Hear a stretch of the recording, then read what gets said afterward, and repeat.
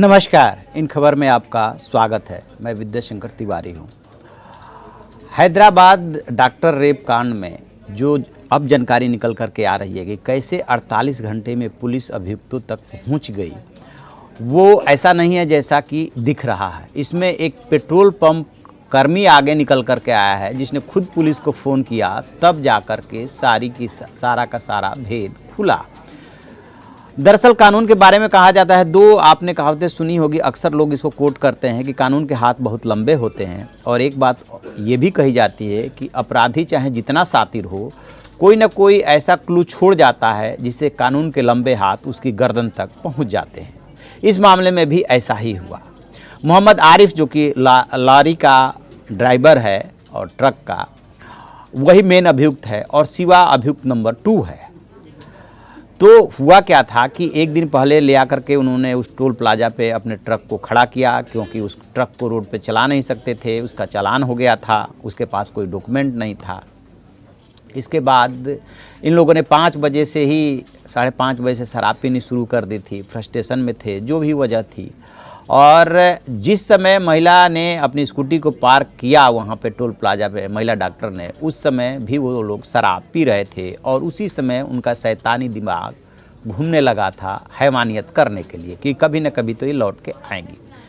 6:15 बजे की घटना है जब स्कूटी पार्क हुई, 9:15 बजे लौट के आई और उसके बाद सब आपको पता है कि क्या हुआ उस महिला के साथ।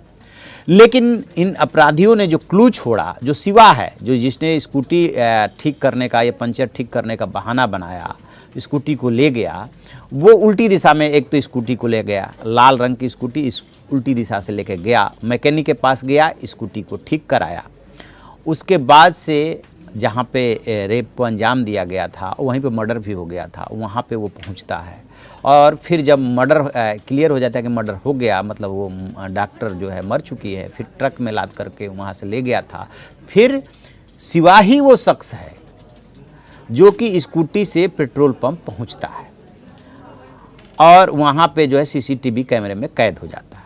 अब बात ये आ रही कि ट्रक नंबर के आधार पे जो है ट्रक मालिक से पुलिस ने कांटेक्ट किया और वहाँ से जानकारी लेकर के और सीसीटीवी से उसको मैच करा करके और 48 घंटे में चारों आरोपियों को पकड़ लिया।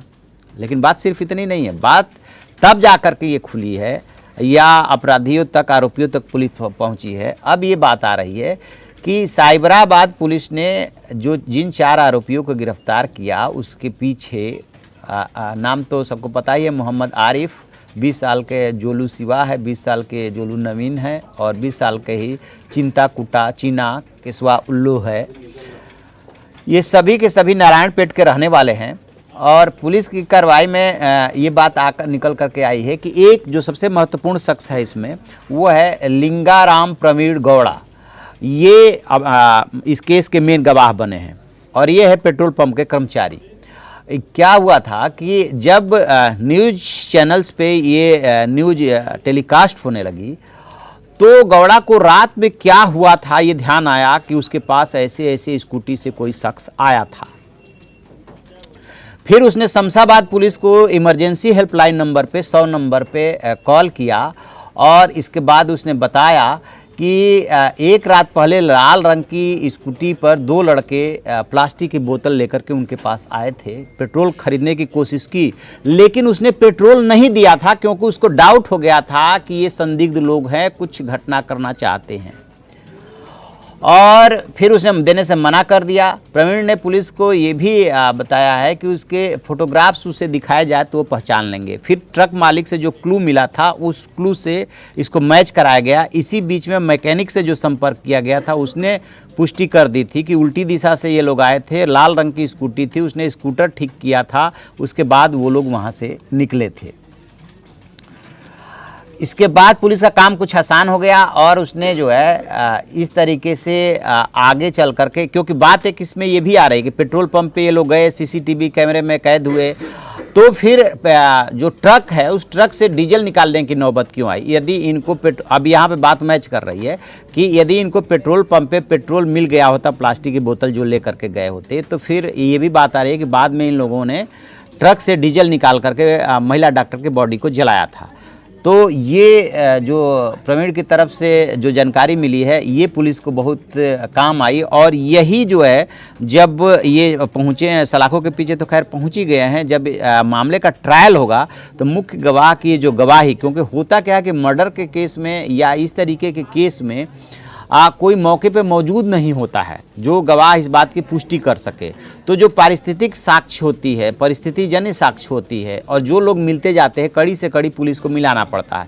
तो जैसे वो मैकेनिक है एक बात, जिसने स्कूटर को ठीक किया, मतलब पंचर को ठीक किया, उसके बाद ये जो पेट्रोल पंप पे प्रवीण है जिन्होंने कि देखा, इनको डाउट हुआ, उसके बाद जब खबर टेलीकास्ट होने लगी तो पुलिस से खुद ही कांटेक्ट किया, तो इनकी भी गवाही काफ़ी मायने रखेगी। और उसके बाद बॉडी का बरामद हो जाना और जली बॉडी का बरामद हो जाना, ये सारे के सारे फैक्ट्स आगे चल कर के बहुत पुख्ता साक्ष्य बनेंगे, और इसी के आधार पे जो है उनकी फिर जा कर के गिरफ्तारी हुई।